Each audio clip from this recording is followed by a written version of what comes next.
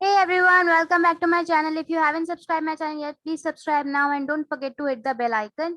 So today we'll be continuing our first chapter of biology, that is nutrition in human beings. So let's get started. उससे पहले मैं आपको answers बता देती हूँ हमारे क्विज क्वेश्चन का जो भी हमने पहले किया था, ठीक है। सो फर्स्ट जो आंसर है आपका वो है heterotrophs make their own food. जो क्वेश्चन है आपका वो आप पिछले लेक्चर में जाके देख सकते हैं, मैं उसकी लिंक आपको डिस्क्रिप्शन में प्रोवाइड कर दूंगी।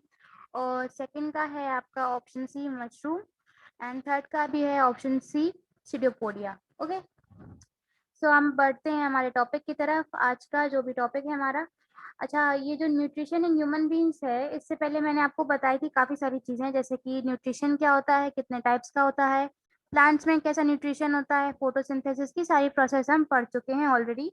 सो जो पिछले 2 लेक्चर्स हैं, अगर आपने वो वीडियो नहीं देखे तो प्लीज़ जाके उसको भी देख लीजिए, क्योंकि वो भी बहुत इंपॉर्टेंट है। और जो न्यूट्रिशन है ह्यूमन बींग्स में, ये तो है ही इम्पॉर्टेंट आपका, और इसमें काफ़ी सारी चीज़ें आपके मार्क्स जो हैं कवर होते हैं, और आपका ये अभी बोर्ड्स में आने भी वाला है, तो this chapter is very very important, ठीक है। सो ह्यूमन बींग्स में न्यूट्रिशन कैसे होता है, हेटेरोट्रॉफिक न्यूट्रिशन होता है, ठीक है। जो मोड होता है वो क्या होता है, हेटेरोट्रॉफिक। ऑटोट्रॉफिक में क्या होता था, जो ऑर्गेनिज्म था वो अपने आप अपना फूड बनाता था, और हेटेरोट्रॉफिक में क्या होता है कि जो ऑर्गेनिज्म है वो दूसरों पर डिपेंडेंट हो जाता है, या दूसरों के डिपेंडेंस के ऊपर अपना जो फूड है उसको कंज्यूम करता है, ठीक है। सो ह्यूमन बींग्स भी उसी कॉम्प्लेक्स ऑर्गेनिजम्स में आते हैं जो कि फूड के लिए डिपेंडेंट होता है, खुद फूड नहीं बनाता है, ठीक है। सो पॉइंट्स आपके आ जाते हैं इधर पे। Human beings are complex animals which have complex digestive system. तो जो ह्यूमन बींग्स होते हैं वो आपके कॉम्प्लेक्स ऑर्गेनिज्म होते हैं, या एनिमल होते हैं जिनके पास जो डाइजेस्टिव सिस्टम होता है उनका वो भी काफी ज्यादा कॉम्प्लेक्स होता है, ठीक है। सेकंड पॉइंट है आपका, the human digestive system is composed of alimentary canal and some accessory glands. तो जो आपका ह्यूमन डाइजेस्टिव सिस्टम है वो आपका एलिमेंट्री कैनाल और काफी सारी एक्सेसरी ग्लैंड से कंपोज होता है, ठीक है। The alimentary canal is divided into several parts like esophagus, stomach, small intestine, large intestine, rectum and anus. तो ये आपके पार्ट्स होते हैं एलिमेंट्री कैनाल के, जिसमें आपका जो डाइजेस्टिव सिस्टम है वो डिवाइडेड होता है, ठीक है। सलाइवरी ग्लैंड्स आ जाती हैं, liver, pancreas are the accessory glands. तो ये जो सलाइवरी ग्लैंड, लीवर, पैनक्रियाज होता है वो आपका एक्सेसरी ग्लैंड्स होती हैं, और जो एलिमेंट्री कैनाल के बाहर लाई कर रही होती हैं, ठीक है। अब हम पढ़ेंगे structure of human digestive system. Okay, so first point है आपका, the human digestive system comprises of alimentary canal and associated with digestive glands. तो जो आपका ह्यूमन डाइजेस्टिव सिस्टम होता है वो एलिमेंट्री कैनाल और डाइजेस्टिव ग्लैंड से बना होता है। वो हमने अभी पहले पढ़ा, कुछ सेकंड्स पहले हम इसको पढ़ चुके हैं। एलिमेंट्री कैनाल भी अभी हमने पिछले स्लाइड में पढ़ा है। Associated gland, salivary, gastric, liver and pancreas, ये 4 ग्लैंड होती हैं आपकी, जो आपके एलिमेंट्री कैनाल के बाहर लाई कर रही होती हैं और जो आपको डाइजेशन में हेल्प करती हैं। ओके, अब हम थोड़ा डिटेल में पढ़ते हैं सारी चीज़ों के बारे में जो डाइजेस्टिव सिस्टम में प्रेजेंट होती हैं। सबसे पहले आता है आपका माउथ और बकल कैविटी। जो आपका ये पूरा माउथ होता है और बकल कैविटी भी हम इसको कहते हैं, इसमें कैसे हमारा डाइजेशन होता है बॉडी का वो हम देखते हैं। The mouth has teeth and tongue. तो जो माउथ होता है उसके पास टीथ होती है और टंग होती है, teeth for chewing and tongue for taste. Okay, salivary glands are also present in the mouth. ये भी सही बात है। अब जब मुंह से हमारा डाइजेशन शुरू हो रहा है, स्टार्ट हो रहा है, तो उसमें ग्लैंड्स भी प्रेजेंट होंगी, तभी तो हमारा डाइजेशन पूरा हो पाएगा। तो जो टंग होती है हमारी, उसमें कुछ गस्टैटरी रिसेप्टर्स होते हैं जो हमें टेस्ट को सेंस करने में हेल्प करते हैं, ठीक है। The tongue helps in turning over the food so that saliva can be properly mixed in it. अब जब हम कुछ खाना खाते हैं तो जब वो नीचे जाता है इसोफेगस के थ्रू, हमारे स्टमक में जाता है, तो उससे पहले जो बोलस बनता है या जो माल्टोज हम कहते हैं उसको, जब तक वो हमारे माउथ में रहता है, जो बाइट हम लेते हैं वो उसे हम कहते हैं बोलस। जब वो स्टमक के अंदर होता है तो उसे बोलस कहते हैं, और जब हमारे माउथ में होता है तो हम उसे माल्टोज कहते हैं, ठीक है।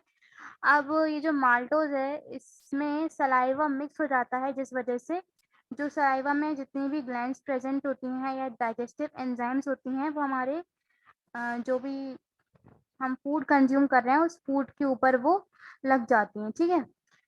अच्छा, फोर्थ पॉइंट क्या है, that teeth help in breaking down of food into simpler particles so that swallowing of food becomes easier. अब जैसे आपने कोई भी बाइट लिया, वो काफी ज्यादा कॉम्प्लेक्स होता है, तो उसको हम डायरेक्टली अपने swallow नहीं कर सकते हैं, उससे हमें काफी सारी प्रॉब्लम्स हो सकती हैं। तो इसलिए हमें टीथ दिया है as a gift from the God, कि जो टीथ होता है वो हेल्प करता है फूड को छोटे छोटे छोटे छोटे पीसेस में ब्रेक डाउन करने में, जिससे हमारी जो swallowing है का प्रोसेस है वो हमारे लिए इजी हो जाता है। ठीक है, फिफ्थ पॉइंट आपका है, there are 4 types of teeth in human beings. The incisor teeth are used for cutting the food, the canine teeth are used for tearing the food and for cracking hard substances, the premolars are used for the coarse grinding of food and the molars are used for grinding the food, fine grinding of food। तो जो teeth होते हैं हमारे 4 type के होते हैं। अच्छा, मैं आपको इधर बता देती हूँ। जैसे यहाँ पे हम टीथ की बात कर लेते हैं। ठीक है, टीथ, ओ क्या हो गया ये, ओके। तो यहाँ पे हम टीथ की बात कर लेते हैं। टीथ हमारे होते हैं 4 टाइप्स के। तो 4 टाइप्स के टीथ हमारे कौन कौन से होते हैं, एक हमारा होता है आपका कैनाइन्स, दूसरा होता है आपका इंसिजर्स, तीसरा होता है आपका प्रीमोलर्स। ये जो टाइप्स हैं आपके टीथ के बहुत इंपॉर्टेंट हैं। ये आ भी सकते हैं कि आप बता दीजिए कि 4 टाइप्स के टीथ कैसे होते हैं और उनकी जो वर्किंग होती है या किस टाइप वो यूज होते हैं, वो आपको आ सकता है। ठीक है, तो कैनाइन्स आपका हेल्प करता है कटिंग में, C for canines and C for cutting. Incisor जो आपका होता है वो टियरिंग में हेल्प करता है, चीर फाड़ करने में आपका हेल्प करता है। प्रीमोलर्स जो आपके होते हैं वो आपके फूड को छोटे छोटे छोटे छोटे टुकड़ों में बांटने में हेल्प करते हैं, और जो मोलर्स होते हैं, लास्ट टीथ होता है हमारा, वो आपकी जो ग्राइंडिंग है उसको बहुत ज्यादा फाइन कर देता है और उसको सिंपलर छोटे छोटे छोटे छोटे सब्सटेंस में डिवाइड कर देता है ना। ओके, तो अब हम आगे बढ़ते हैं। ये मैंने यहाँ पे आपको डायग्राम प्रोवाइड करा है ओरल कैविटी का, जिसको आप रेफर कर सकते हैं। ठीक है, आप चाहे तो इसका स्क्रीनशॉट ले सकते हैं, अदरवाइज इसमें जो लेबलिंग्स हैं उसको आप याद कर सकते हैं, सो दैट आपको ये लेबलिंग याद हो जाए और अगर एग्जाम में पूछी जाए तो आप इसका आंसर फटाफट से दे सकें। Okay, so first question of the session, क्या क्वेश्चन है, which of the following events in the mouth cavity will be affected if salivary amylase is lacking in the saliva।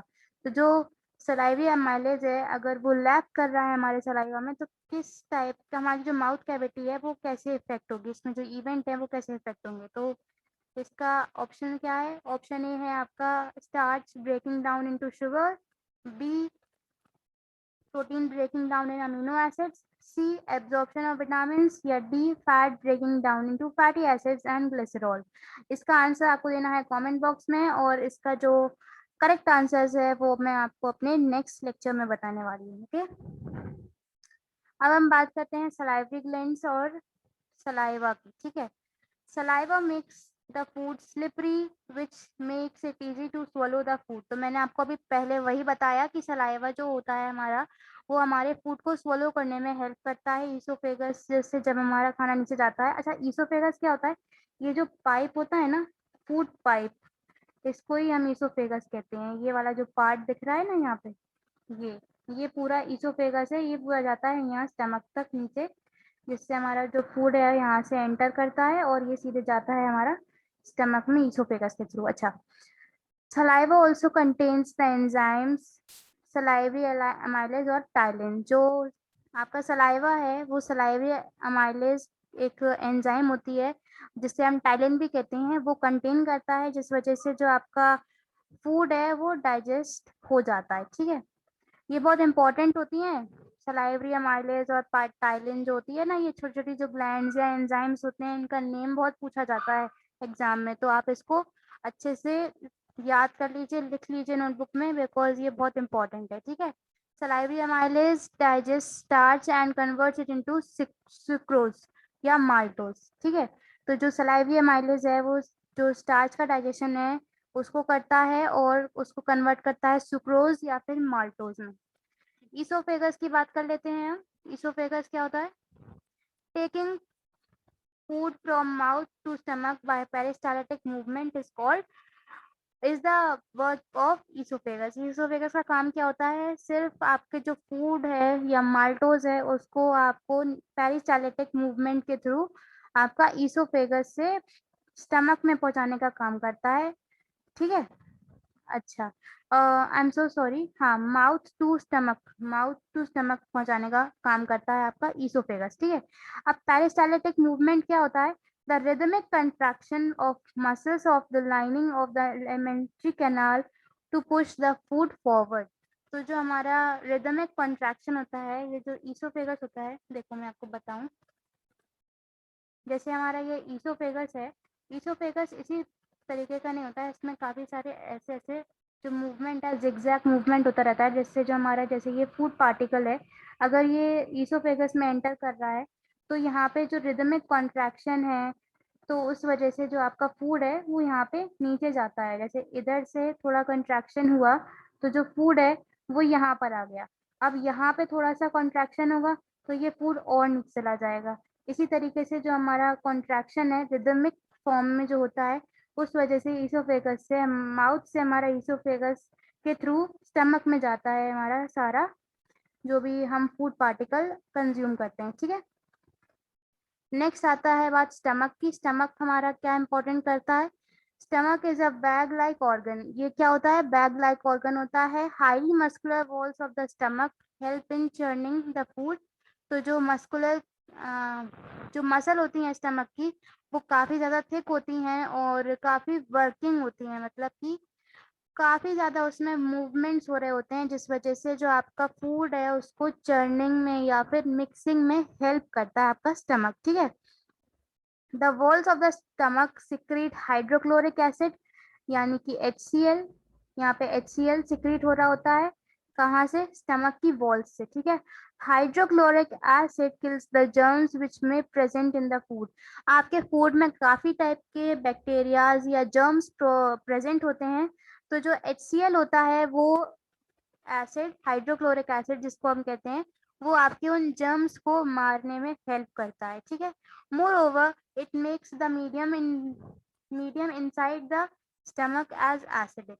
तो जो आपका स्टमक होता है वो बेसिकली एसिडिक होता है नेचर में, उसमें जो फूड जाता है वो होता है आपका बेस हो सकता है या उसे हम अल्कलाइन कह सकते हैं, बट जो आपका स्टमक होता है वो आपका एसिडिक होता है, जिस वजह से जो आपका फूड है उसमें जर्म्स जितने हैं वो सारे आपके मर जाएं और फूड को डाइजेशन होने में बहुत हेल्प करता है। ठीक है, the acidic medium is necessary for gastric enzymes to work. See, जो HCl होता है ना आपका, वो आपका नेसेसरी होता है इसलिए कि जो आपकी गैस्ट्रिक एंजाइम्स हैं या डाइजेस्टिव एंजाइम्स हैं आपके पेट में जो प्रेजेंट होती हैं, वो वर्क अच्छी तरीके से कर सकें, उसके लिए भी आपका HCl बहुत इंपॉर्टेंट होता है। नेक्स्ट है the enzyme pepsin secretes in the stomach does particle digestion of protein. तो जो आपकी पेप्सिन होती है, पेप्सिन एंजाइम बहुत इंपॉर्टेंट होती है, किसका डाइजेशन करती है, प्रोटीन का। इसको आप कैसे लर्न कर सकते हैं, P, P for pepsin and P for protein.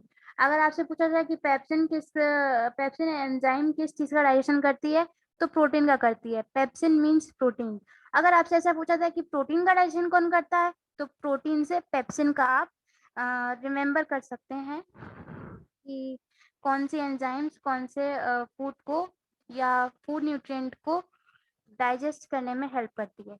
The mucus secreted by the walls in the stomach saves the inner lining of the stomach from getting damaged from HCl। अब जो hydrochloric acid होता है, एक बात आप सोचिए ज़रा कि जो हमारा पेट है उसकी वॉल्स पे हाइड्रोक्लोरिक एसिड प्रेजेंट होता है। अब हमारे जो टिश्यूज होते हैं या ऑर्गन्स होते हैं वो काफ़ी ज़्यादा सेंसिटिव होते हैं, तो अगर हाइड्रोक्लोरिक एसिड ऐसे ही हमारे स्टमक में रहेगा तो हमारी जो स्टमक की लाइनिंग है, इनर लाइनिंग है या टिश्यूज हैं उसमें जितने प्रेजेंट हैं वो सारे डैमेज हो जाएंगे। तो इससे बचाने के लिए जो म्यूकस है वो वहाँ पे वॉल्स में आपके स्टमक की रहता है। जैसे कि आपका ये स्टमक है, ये आपका स्टमक है इस तरीके का, अब जो इसकी इनर लाइनिंग है यहाँ यहाँ यहाँ यहाँ, इन सब में आपका म्यूकस रहता है और इसके अंदर आपका HCl की लेयर रहती है। ठीक है, सो इस वजह से जो आपका डाइजेशन है वो हो रहा होता है। अब यहाँ पे एक टेबल दी है मैंने, जिस वजह से आप स्टमक की जो वर्किंग है वो अच्छे से समझ सकते हैं।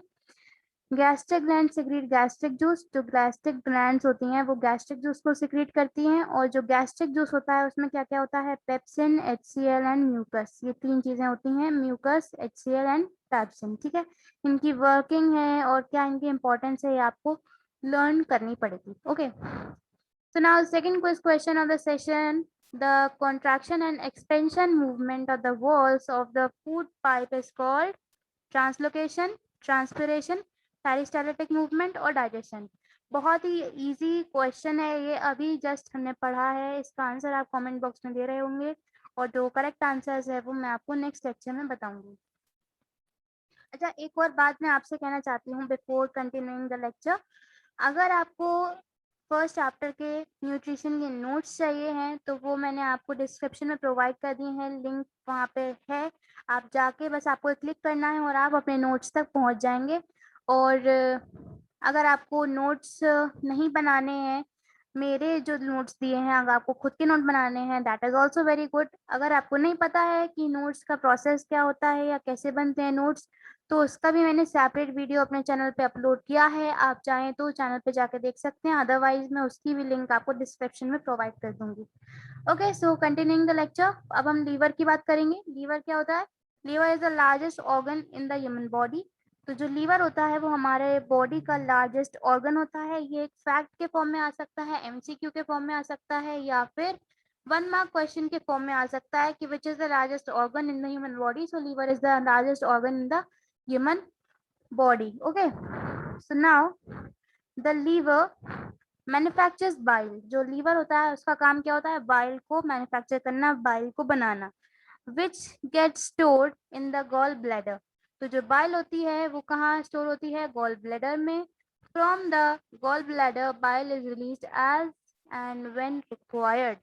तो जो लीवर होता है वो बाइल बनाता है, बाइल जाके स्टोर होती है गॉल ब्लैडर में, और गॉल ब्लैडर से बाइल रिलीज होती है एज पर द रिक्वायरमेंट। जब नीड होती है बाइल की तब उसमें से बाइल जो है रिलीज हो जाती है गॉल ब्लैडर में से, और जितने क्वांटिटी में ज़रूरत होती है हमारी बॉडी को बाइल की, उस क्वांटिटी में गॉल ब्लैडर उसको रिलीज कर देता है। ठीक है, अब हम बात करते हैं पैनक्रियाज की।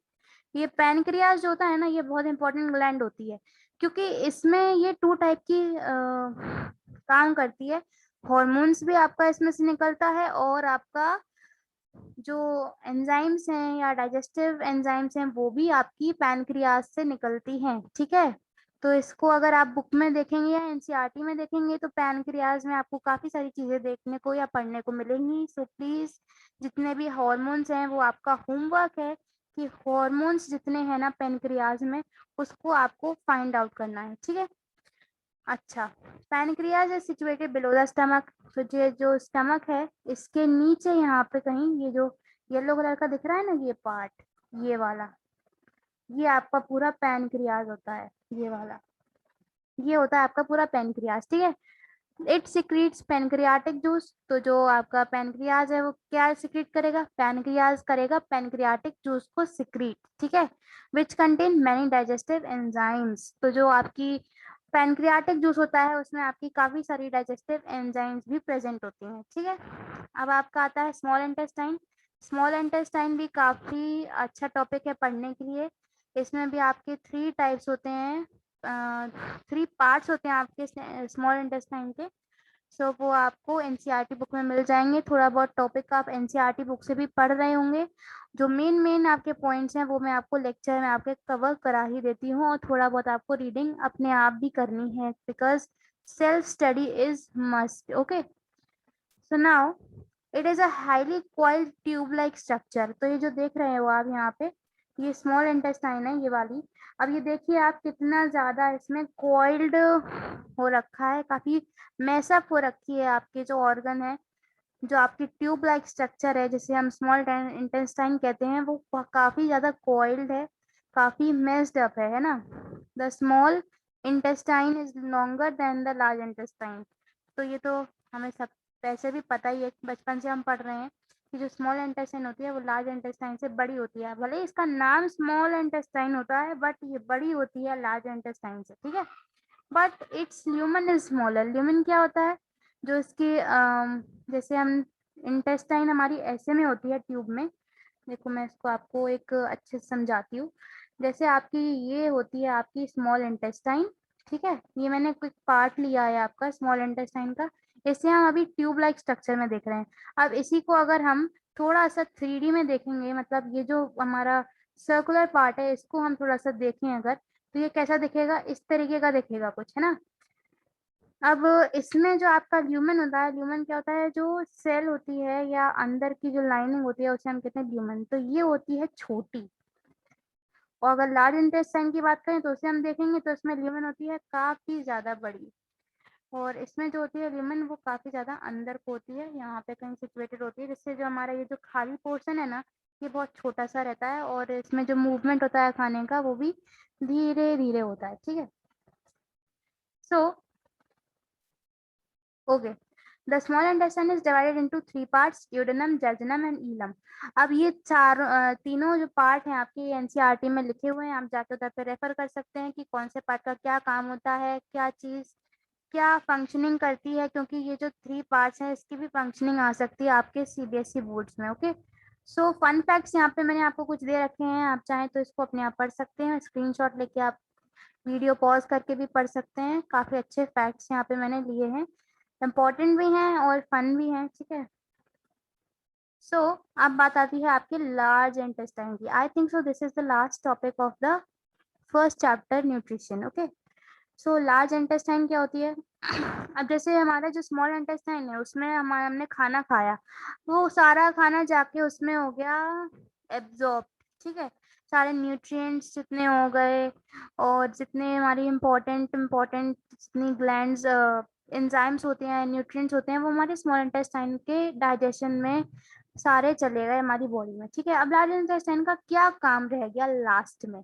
तो large intestine is smaller than small intestine, ये हमने पहले ही पढ़ा अभी, ठीक है, क्योंकि स्मॉल इंटेस्टाइन लार्ज इंटेस्टाइन से बड़ी होती है, तो लार्ज इंटेस्टाइन हमारी स्मॉल इंटेस्टाइन से छोटी होती है, ठीक है। हाँ, the undigested food goes into the large intestine. तो जो अनडाइजेस्टेड फूड होता है, जो डाइजेस्ट हो जाता है, वो तो हमारा स्मॉल इंटेस्टाइन के थ्रू हो यहाँ पे आ जाता है।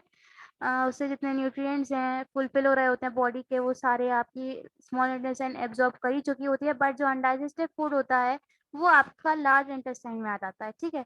अब इसमें क्या होता है, कुछ वाटर सॉल्ट्स होते हैं जो एब्जॉर्ब करते हैं लार्ज इंटेस्टाइन की वॉल्स। तो जो ये अनडाइजेस्टेड फूड होता है इसमें भी काफी सारी चीजें ऐसी होती हैं इम्पोर्टेंट, या फिर जो हमारी बॉडी होती है ना एक्चुअली, कि किसी भी चीज को वेस्ट नहीं जाने देती हमारी बॉडी से, कुछ ना कुछ जो होता है वो पूरा निचोड़ ही लेती है, यूज ही कर लेती है उसको पूरी तरीके से, जब तक यूज ना करे छोड़ती नहीं है उसको। तो जो लास्ट का थोड़ा वाटर बच जाता है या सॉल्ट बच जाता है हमारी बॉडी में, वो लार्ज इंटेस्टाइन की जो वॉल्स होती हैं उसके थ्रू एब्जॉर्ब हो जाता है बॉडी में। After that the undigested food goes to the rectum from where it is expelled out through the anus. तो अब जो अनडाइजेस्टेड फूड होता है वो आपका रेक्टम में चला जाता है, जिस वजह से आपके जितनी भी वेस्ट होता है आपकी बॉडी का, वो आपका एनएस के थ्रू एक्सपेल्ड हो जाता है, निकल जाता है बाहर बॉडी के थ्रू, थ्रू आउट हो जाता है, ठीक है। लार्ज इंटेस्टाइन एब्जॉर्ब्स, यहाँ पे एब्जॉर्ब होना चाहिए, I am so sorry for the spelling mistake. Large intestine absorb excess of water. The rest of the material is removed from the body via the anus ejection. So ejection यहाँ पे क्यों लिखा है, मैंने आपको ejection और injection और जो भी आपका इस टाइप के जो टर्म्स होते हैं, इसको मैंने आपको पिछले लेक्चर में अपना बताया था कि इंजेक्शन, इजेशन, स्टिमुलेशन क्या होता है ये सब। तो उससे आप अपनी जो डेफिनेशंस हैं उसको आप नोट डाउन कर सकते हैं और लर्न कर सकते हैं, ठीक है। अब मुझे इतना इसके बारे में एक्सप्लेन करने की ज़रूरत है नहीं, क्योंकि आपका पिछले लेक्चर में भी मैंने काफ़ी कुछ एक्सप्लेन कर दिया था। काफ़ी जो टर्म्स हैं इम्पोर्टेंट वो भी उसमें एक्सप्लेन हुई थी। अमीबा का जो भी बॉडी है, कैसे वो फूड को इनटेक करता है फिर एक्सपेल आउट करता है, तो वो सब इसमें मैंने बताया था अपने सेकंड लेक्चर में, ठीक है। तो उधर से आप जाके रेफरेंस कर सकते हैं। तो लार्ज इंटेस्टाइन का बेसिकली काम क्या होता है, जो लास्ट का जो अनडाइजेस्टेड फूड या फिर थोड़ा बहुत फूड जो है ना, वो डाइजेस्ट होने को बच जाता है, उसमें से वो वाटर और सॉल्ट निकाल लेती है, जिसका भी यूज हमारी बॉडी में काफी ज्यादा होता है। और फिर जो हमारा वेस्ट बचता है वो एनएस के थ्रू एक्सपेल आउट हो जाता है। बस इतना काम रहता है लार्ज इंटेस्टाइन का। ठीक है, so third question of the session क्या कहता है? Third question, which region of the alimentary canal absorbs the digested food? तो जो हमारा एलिमेंट्री कैनाल है क्या डाइजेस्टेड फूड को एब्जॉर्ब करता है? ठीक है, कौन सा रीजन ऐसा है जो हमारा डाइजेस्टेड फूड एब्जॉर्ब करता है? Stomach, small intestine, large intestine और लीवर। बहुत आसान क्वेश्चन है, अभी मैंने आपको बताया, और इसका आंसर आप दे रहे होंगे कमेंट बॉक्स में, और जो करेक्ट आंसर है वो मैं आपको दूंगी अपने नेक्स्ट लेक्चर में। सो thank you for the session. If you liked my video, please like, share and subscribe the channel, and don't forget to hit the bell icon. So we will be meeting in the next video. Till then, thank you and bye bye.